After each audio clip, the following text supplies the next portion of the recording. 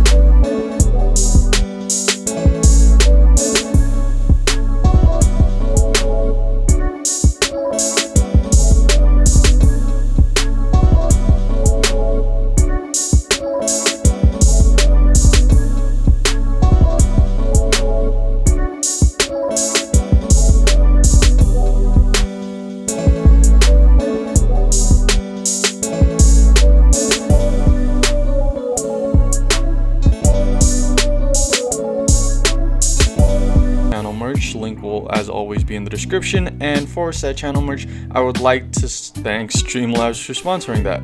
So if you want to check out the channel merch, as I said, link will be in the description, and if you want to make merch of your own, Streamlabs link will be down there too. So without further ado, roll the intro.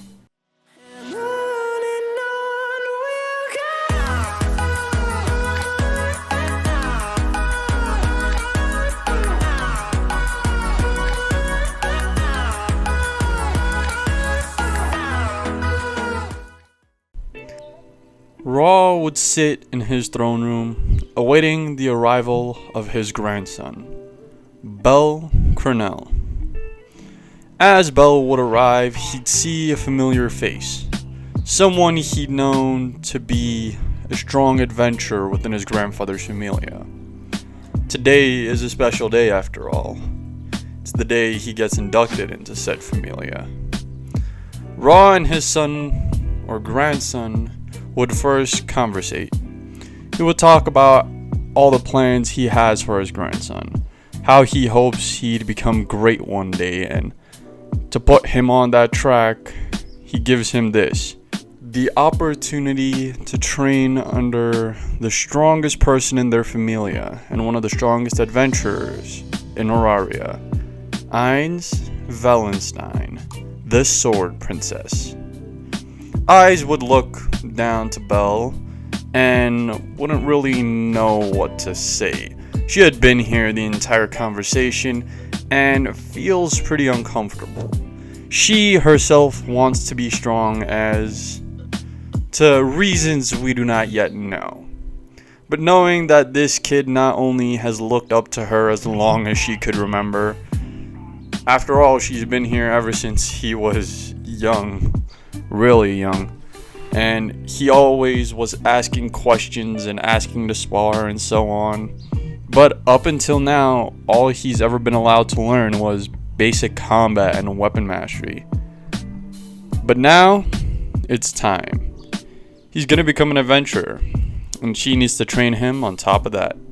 She usually had a party with Tiona and Tiona, but they would be moved and given their own party. So the Ra Familia is pretty split right now. There is a total of 3 main parties that make up the main parties of the group, at least currently. An unknown party, the party of Tiona and Tiona, and then the party of Bel and Eyes.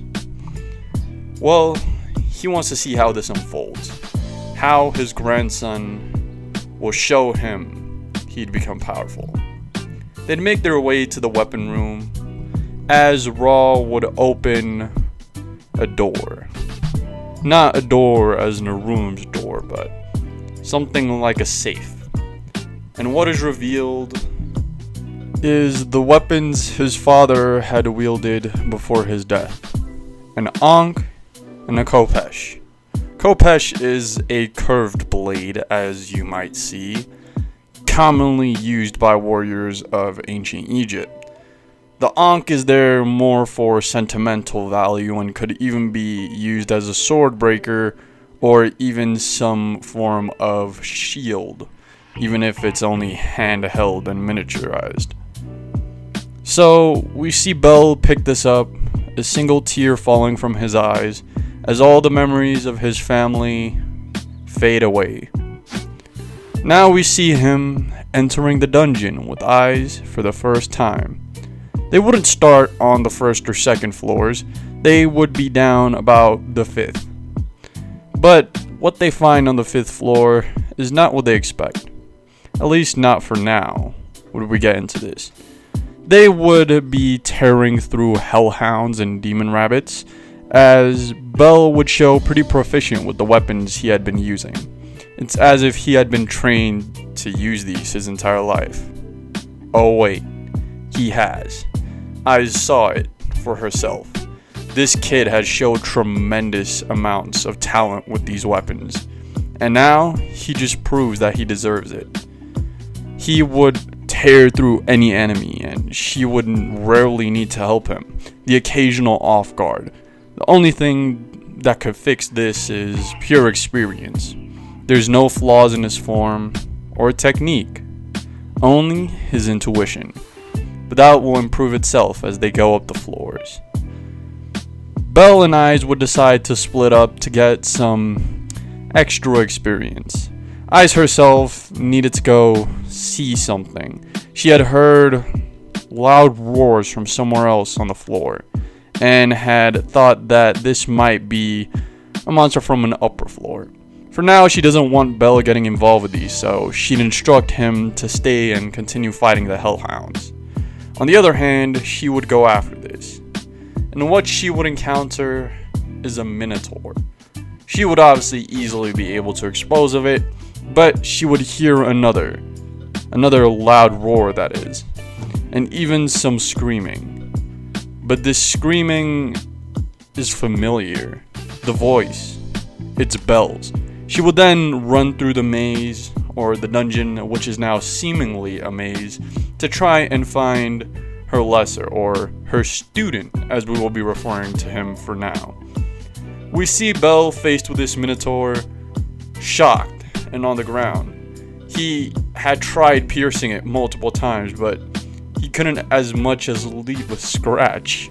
He is scarred, to say the very least, and would almost be killed as Eyes would step in, slicing the minotaur to bits, the blood splattering back onto both her and Bell.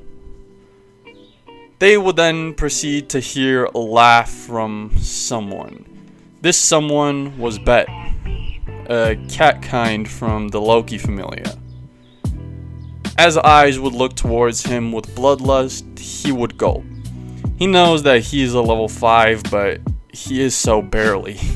He knows that this is the Sword Princess and that she could probably kill him with a single strike, so he's not feeling like testing his luck today.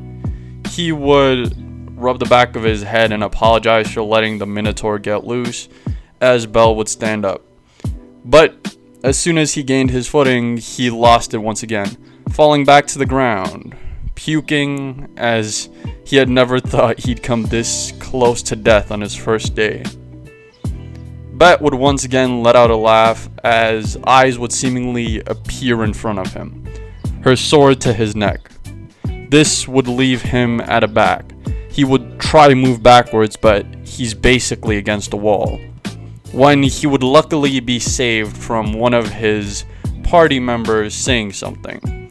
Fellow member of the Loki Familia, Finn, would actually speak on this, advising the Sword Princess not to do anything stupid. She might be a level 5, but even one of the more powerful level 5s couldn't handle multiple other level 5s at once. She would sheath her sword and help her young master / student up, and would take him out of the dungeon. Bet in this continuity is obviously terrified of Eyes. He has no connection to her, at least not through the Loki Familia. At this point, all that she is to him is an obstacle, an immovable obstacle. He had remembered they had been They had been close in level, to say the least. Bet had once been a level 4, while Eyes had been only a level 3, and she surpassed him very quickly, getting level 5 status before he did, and basically showing him up around every turn. The Sword Princess. He'd scoff, as him and his Familia would leave the dungeon. On the other hand, back at the Raw Familia building, or family home, or Familia home, Raw would scold Eyes for leaving Belle in the first place. She was supposed to take care of him, make sure that nothing like this was to happen. Belle, though, would jump to her defense, saying that she did save him and he himself was reckless. He should have known not to try and take on a beast that strong, but instead, for some reason, he had felt he needed to prove himself. He would apologize to his grandfather, who will only giggle, saying that even if that was so, he shouldn't put himself in danger. At least not like that. He has nothing to prove. He is the grandson of one of the strongest Familias, so he should hold his head proud, up high and to the sky. So why don't they do a status update? As the status update would occur, Raw would see something interesting. Moments after imprinting it onto a piece of paper, he would show it to Eyes and Belle. Usually his blessing was a high tolerance to fire magic, but Belle, just like his father, had awakened the furthest point of this. The Sun Blessing, Raw's absolute blessing. The blessing he had once given when he was in full power. Obviously, this had to be toned down when he had lost his divine wrath. But he's glad. His grandson can now prosper and become a hero. He could become the one that will take care of the Black Dragon.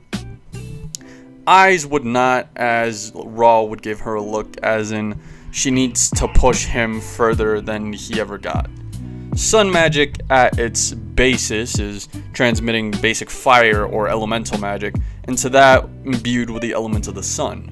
So instead of a fireball, think of a mini ball of compressed nuclear fusion being thrown at someone. So basically a miniaturized sun. Think of Escanor, something like that. Obviously, there will be a lot more spells involved in this, and maybe even some non-elemental magic based off of the sun. As Raw would nod to Eyes, she would lead Belle to the training grounds. Even though this had been a long day, he had failed, and as his current master, she would push him to do as much as he can. She will train him at least till he faints for today.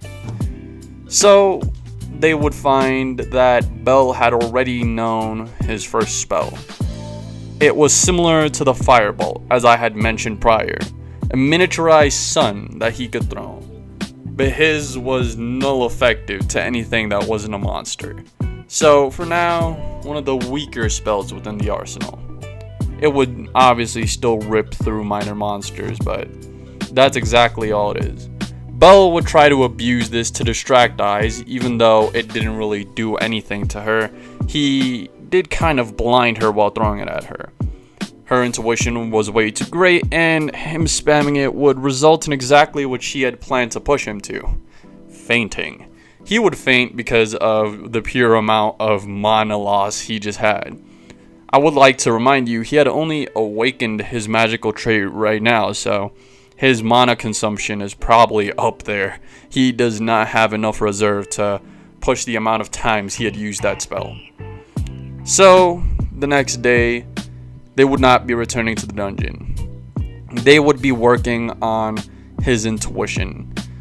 Eyes would recruit 2 more people, being Tiona and Tiona, to help with his training for a while. How long exactly is undisclosed. We see them helping Belle, training his intuition. They would lurk in the shadows, leaping at him out of nowhere, and his job is to realize they're there. Obviously, if he doesn't block them or dodge them in time, they would simply flick him on the head or something. But the entire point of this training is for him to be faced with multiple opponents trying to attack him at once. Eyes would obviously work his front-based magic and would even have him train his mana per se. Not exactly to increase his mana reserves, as that will happen naturally over time the more he uses spells, but to sense when he can't go anymore. Obviously fatigue would be something, but you don't want to get to the point of fatigue before realizing you've done too much. So at this point, it's scaling how much he can do. That's basically what they're trying to figure out. And he needs to subconsciously count how many times he does the spell. For now, he'd make a lot of progress. He would actually stop Tiona and Tiona a few times, dodging them, not blocking. Because no matter what he does, he's still only a level 1. And the level 4s are out of his league. So when it comes down to it, he'd go back to the dungeon. At least this is where we'd scale more to current Danmachi. A lot more time would be spent in the actual dungeon to level up. And Bell would grow surprisingly fast. Not a trait of any kind, but the blessing of Ra. It's not exactly known what the Supreme Blessing does, but he does know his father and some of the other God's children had leveled up extremely faster than any other adventurer. And he himself had just hit level 2 after a mere month in the dungeons. So that's impressed, to say the very least. So, like obviously, Ra would eventually need to go to assign Bell a new name, which will be revealed later. But for now, Bell and Eyes would push, grinding the floors as hard as they possibly could. Bell himself, with the help of Eyes, could get up to about the 12th floor. He couldn't really take care of any monsters above that without physically getting tired and exhausted, because that's still a little too much, if you know what I'm trying to throw out. So for now, he will be chilling on those floors. On the other hand, everyone is stunned by his progression. Tione and Tiona had been around this kid ever since he grew up, so them constantly clamping onto him and things like that is pretty common. It happened pretty often. So when they do it, he's not really bothered by it, to say the very least. And on the other hand, around this point is when Ra would return. They would be excited to hear Bell's new name, and his name is impressive, to say the very least. The name we decided to give him was to do with the sun. It's Eclipse, because he will eclipse anyone's power in a very short period of time. Solar eclipse. But yeah, that's gonna be it for this part, guys. I really do hope y'all enjoyed, and as y'all might have seen, this is a longer part, being around 20 minutes. I really hope y'all enjoy this new series. It's really fun recording right now. It will be coming out a little slower than the previous one did, because we don't have to finish this one within October. So if you did in fact enjoy, please consider hitting the like, subscribe, and commenting. Also hit that bell notification if you want to be notified when the next part of this is going to be out. And on top of that, if you haven't yet, just check out my socials. Like, I got TikTok, Instagram, Twitter. I got all those things. So if you want to help support me, go check them out. And yeah, our boy Steak usually edits most of these videos, and our boy the Dragon Lord had created our intro and outro. Speaking of that, roll that beautiful outro. 1, 2, 3, let's go!